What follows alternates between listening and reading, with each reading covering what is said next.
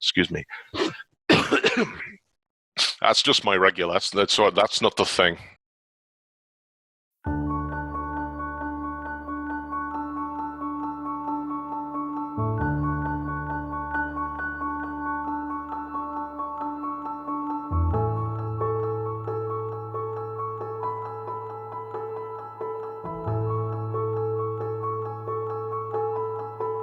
COVID-19 has definitely been difficult, and part of the anxiety, I would say, is hype versus reality. In the beginning, I hate to admit it, but I was one of those who was really downplaying it, and then quickly realized that's not the case, and then you start worrying. It was something somebody pointed out on Twitter that I went and did a bit of digging, which was box office revenues for cinemas in the United States. March 2019, so a year ago, the US cinema domestic took $204 million in box office receipts.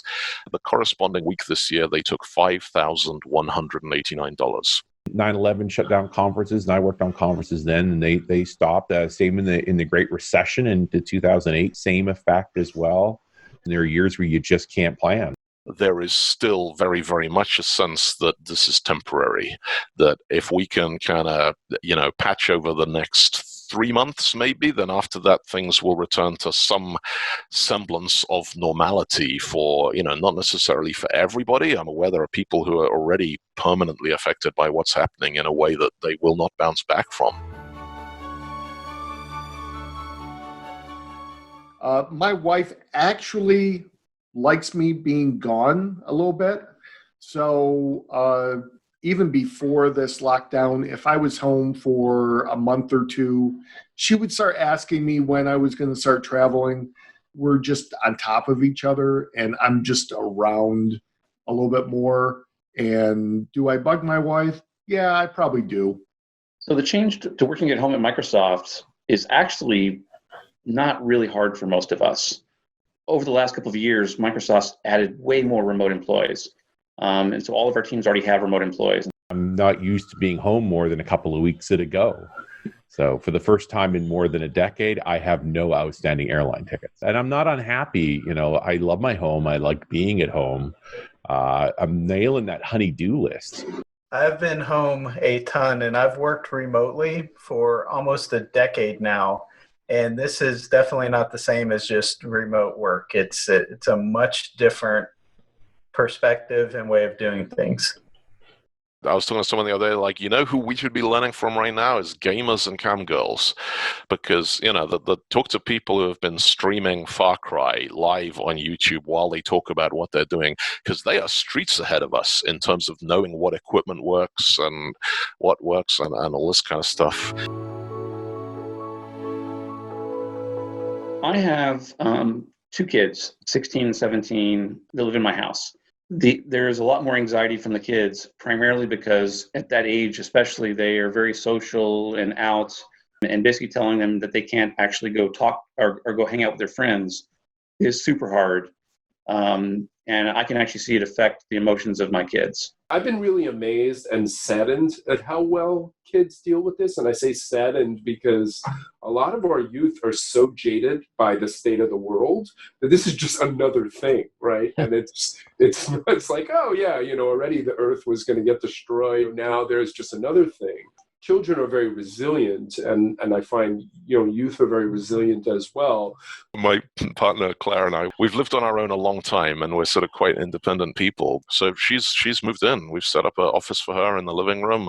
So the rest of the family, my wife's around a lot anyway, which is nice. It's I'd say the biggest win has been positive out of this is, I get to be with the family, I would say way more than I have been since they were little kids.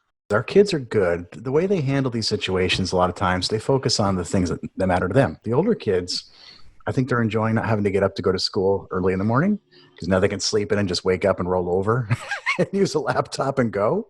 But the biggest thing that affected the children, I think, is their friends. The kids, they're handling it pretty good. Thank God we have technology. So they are playing lots of video games, FaceTiming, texting, Snapchatting. I'll be very honest with you. From a work perspective, it's been very difficult. I have to be present as his father. and obviously his mother as well, right? Like we have to be present as parents. But we work too, sometimes like they're all conflicting, right? But, he has a regiment that he has to go through. Like he has to log in every day to take attendance. How can we best still be productive, but at the same time to be present for like your family? 'Cause that's really what this moment is about. My wife and I made a decision to self-quarantine early on. For example, our church was still having services at a point where we decided not to go to the service. And we weren't as concerned with ourselves. And we have a congregation that spans the whole gamut of people, and people with a compromised immune system, older people, a lot of children, and just chose not to do that. We've actually been under quarantine for, I will say, 24, 25 days now. This is due to my wife having a chronic form of leukemia. So because of that, she has an impacted immune system. So we've had to be a little extra cautious. So it has kind of caused a little more anxiety for us than maybe for a typical family. I think the first couple of days, it's kind of normal that you are more anxious about what's going on, and you listen to the news and you read the newspapers basically constantly. But I think like after a week, maybe two, you kind of get used to it. I've certainly had times where I just realized I'm not able to focus because it's just overwhelming, everything going on. So I've just had to take a break. There is so much coronavirus news today that I actually try to stay away from it a little bit. What I do is I'll check the global graphs once in the morning and once in the evening, just to see if my state is trending up or down, and look to see, also the cities where my employees work, to see where they're trending up and down as well. I'm probably looking at news in the morning and not really looking at it anytime else during the day. I try not to look at it too much. If I see things on social media, I'll see things, but I don't go out of my way to constantly check the news. Yeah, we've been paying attention to the news a lot, but it's hard, right? It's hard from the perspective of there's so many different perspectives about what's happening and what should be going on. Me personally, I was born in Antigua in the Caribbean, so I pay a lot of attention to what's happening down there because I have family there. My mom and dad are down there. Every country is taking it very differently. Like at home, like they're on 24-hour curfew, right? And, stores are closed. Like everything is pretty much shut down. I think one thing I had to do was keep a handle on how often I was looking at the news, because we just live in this 24/7 era, and it can really bring you down. But it is having an effect on you. It is actually, the more you read it, the worse you feel. But I'm just cognizant of the fact that at the end of the day, there's only so much I can do. And let me do that and do that well. And let me enjoy my life. There are bad days. There are days when it's like, I can't face this. I'm not going to survive another week of this, let alone another month or 3 months. But then, you get through it. And you're like, all right, that was a bad day. I used to have those before when I went outside. Now I can have them inside.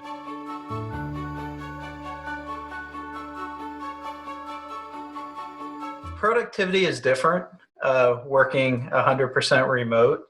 The biggest challenge of staring at a computer monitor all day is you can get stuck in something and you just want to get out of it. Like sometimes my mind's not in the right place to write, or it's not in the right place to troubleshoot an issue or do some research. And so for me to stay productive, I make sure there's a lot of active tasks on my list that I can do. So if I'm just not able to focus, I can shift and do something that works a different part of my brain.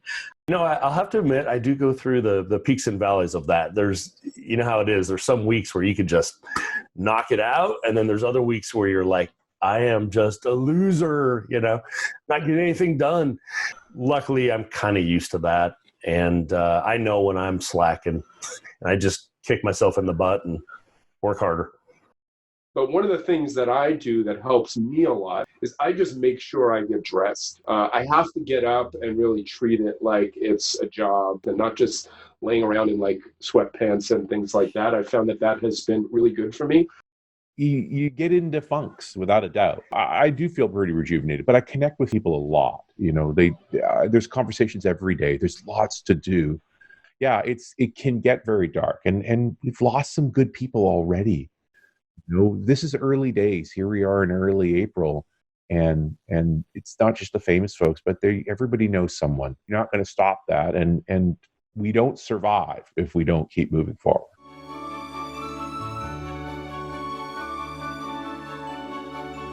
What I really hope is that this is causing people to look critically at the reasons why we make any kinds of journeys. And, it's already apparent so many people who have been traveling into cities, commuting, sitting in traffic, sitting on trains every day to do a job they can really do from anywhere with a desk and a Wi-Fi point, And I think that there will be a lot of people going, I'm not coming back to the office. Are you kidding? I want those 2-3 hours a day back. I'm not sitting in traffic anymore. This thing isn't just going to turn off one day. The way we live is going to change forever, I believe, in small ways for a lot of it and big ways of others. I think video conferencing in general is going to be much more prevalent, where in the past it was, oh man, you really want me to get on this Zoom, Teams, Skype, Hangouts thing? I think companies will hire more to do these kind of remote positions, which I think is a good side of things. I think companies will get more ergonomic and financially incentivized to help you work from home. Just think about the cost savings too. Yeah. So I think there's a lot of positives that'll change, but I also think that the way we interact with people, how long is it going to be before you shake someone's hand?